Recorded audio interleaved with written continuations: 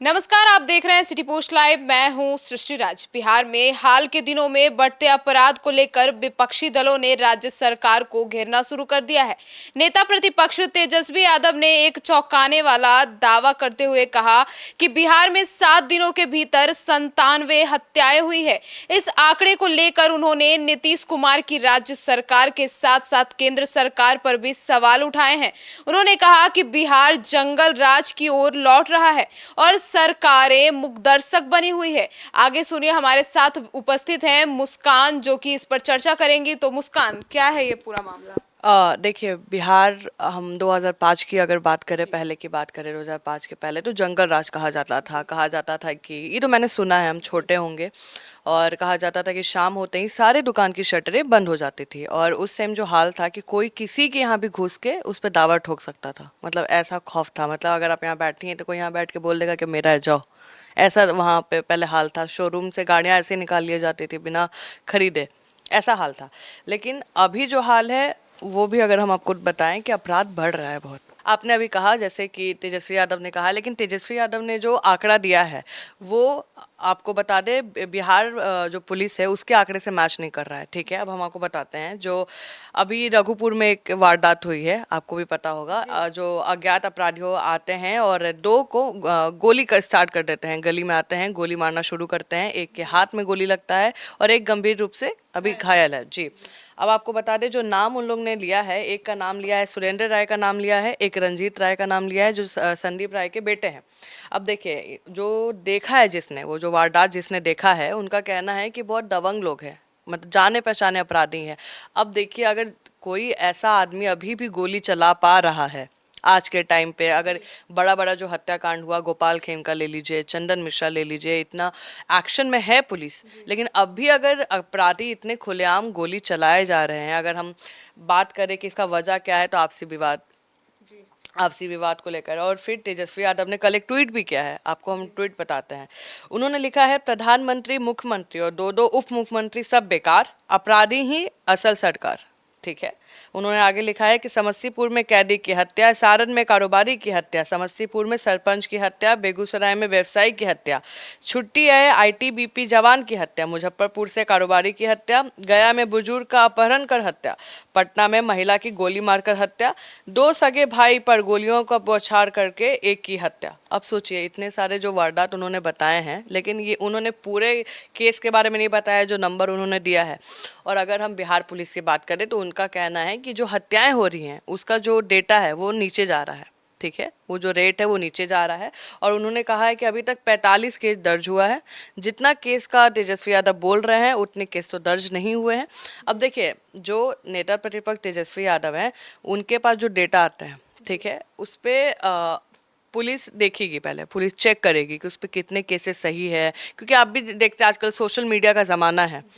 और हो सकते हो सच भी हो, लेकिन सोशल मीडिया का ज़माना है, आप जो भी आंकड़ा बोलते हो उस पर इतनी इजीली एक्सेप्ट करना रेडी मतलब नहीं होता है। और अभी चुनाव भी आने वाला है। अभी बिहार पुलिस ऐसे ही परेशान है।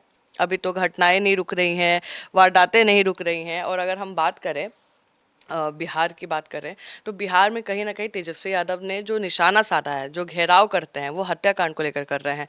कि जो ये लोग कहते हैं कि जंगल राज है, जंगल राज है, तो अभी कौन सा मंगल राज है? अभी भी तो वही हाल है।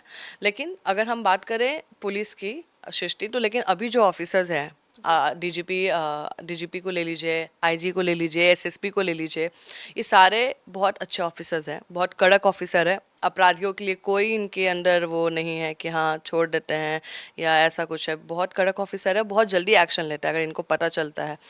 देखिए, अपराध 100% रोकना बिल्कुल पॉसिबल नहीं है। अभी कल को आप कहीं जा रही हैं, आपको कोई मार दे, मुझे कोई मार दे, तो आप नहीं रोक सकते हैं। आप उसके बाद जो केस होगा, जो प्रोसेसिंग होगा, वो स्ट्रांग होना चाहिए। लेकिन ऐसा भी नहीं होना चाहिए कि कोई किसी को मार दे। इतना तो खौफ रहना चाहिए, बिल्कुल। और आने वाले समय में मुझे ऐसा लगता है कि जैसी जनता डिमांड कर रही है, अब जनता को एनकाउंटर्स, हाथ पैर में गोली मारने वाला एनकाउंटर्स नहीं चाहिए। ठीक है, आपको भी पता है, आप भी कमेंट सेक्शन पढ़ती होंगी। अब उनको डायरेक्ट चाहिए, भाई जो परेशान किया, जो खून किया, सीधे हटाइए। कोई जाति नहीं देखना है, कोई कुछ नहीं देखना। लेकिन अभी चुनाव है, अभी गोली मारना, एनकाउंटर्स करना, देखिए बहुत टफ है पुलिस के लिए। ठीक है, उस पर बहुत जातिवाद आ जाएगा। अरे हमारे जाति के आदमी को मार दिया, अरे फेक एनकाउंटर्स कर दिया। बिहार में अभी जाति से ऊपर उठना ही बहुत मुश्किल है। लेकिन अगर ऐसा रूल आ जाए कि जो बदमाश है, जो पकड़ा रहा है और बहुत बड़ा अपराधी है, अगर उसी टाइम उसका एनकाउंटर हो जाए तो सोचिए कितना ग्राफ नीचे जाएगा। पुलिस के मुताबिक तो अभी से 45 केस ही दर्ज हुए हैं और जो तेजस्वी यादव बता रहे हैं अभी उसकी पुष्टि होगी जो उन्होंने अभी किया है। अब देखिए कई हत्याओं के जो मामले सामने आ रहे हैं ये कहीं ना कहीं डराने वाली बात है, क्योंकि हम सिर्फ बिहार की बात नहीं कर रहे हैं, हम बिहार की राजधानी की भी बात कर रहे हैं, पटना की। पटना में बहुत खौफ है। पटना में आज अब मुझे नहीं लगता कि कोई लड़की 10 बजे के बाद घूम सकती है। आपको लगता हो तो नहीं पता। नहीं, मुझे भी नहीं लगता। एक लड़की होने के नाते मैं भी पटना में 10 बजे के बाद बाहर नहीं रह सकती। बिल्कुल, क्योंकि ये डर हो गया है। ऐसा नहीं है कि हमारे साथ कुछ वारदातें हुई हैं, नहीं, लेकिन वो डर बैठ गया है ना कि अरे कभी भी कोई गोली मार सकता है। पहले देखिए, पहले लोग किससे डरते थे? पहले लोग बाहुबली से डरते थे, पहले लोग किससे डरते थे? बड़े अपराधी से डरते हैं। अब लोग अपने पड़ोसी से डरते हैं कि अरे भाई कल को कुछ बोल दिया आके मार देगा। अब किसके पास गन नहीं है, समझिए। पुलिस को अब क्या करना चाहिए? देखिए चुनाव आ रहा है, अभी सबके गन के लाइसेंस चेक होंगे, भाई किसके पास कितने गन है। लेकिन लोग लाइसेंस के अलावा भी गन रखते हैं, आपको भी पता है। कौन लाइसेंसिंग गन से मार रहा है? अब कितने भी क्रिमिनल लीजिए, किसके पास लाइसेंस है? किसी के पास नहीं है। तो ये इसके कानून बढ़ाने पड़ेंगे कि किसके पास पिस्टल आ रहा है, कहाँ से आ रहा है, बॉर्डर चेक होना चाहिए। और मुझे लगता है पुलिस ये काम कर भी रही होगी। लेकिन तेजस्वी यादव का जो बात है, जो उन्होंने शब्द उठाए हैं, जो मुद्दे उठाए हैं, वो बहुत बिल्कुल सही है।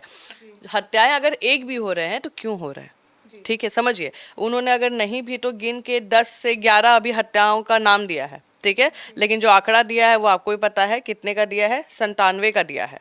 लेकिन केस है 45 दर्ज। और अभी आपको बता दें राघोपुर में जो अभी हत्याकांड हुआ है, आप सोचिए राघोपुर किसका इलाका है, किसके इलाके से जाना जाता है? तेजस्वी यादव। कि भाई तेजस्वी यादव मतलब सोचिए विपक्ष के बड़े नेता है। तेजस्वी यादव के लिए अब बड़ा मुद्दा हो गया। सोचिए तेजस्वी यादव अगर इस मुद्दे को नहीं उठाएंगे तो वहाँ की जनता बोलेगी अरे भाई तुम विधायक हो, सीएम बनना चाहते हो, तुमको यहाँ की चिंता नहीं है। और तेजस्वी यादव छोड़ने वाले हैं नहीं। सोचिए राघोपुर की बात करें ना तो बहुत बहुत शांत जगह है, संवेदनशील जगह है। वहाँ पे ऐसे वारदात नहीं होती हैं जनरली, बहुत शांत जगह है। और सोचिए वहाँ पे अगर पूरा धूम धड़ाका हो रहा है, खड़े होके देखिए पहले क्या करता था अपराधी, मारा भाग गया। अब ऐसा नहीं है, अब नया जमाना है।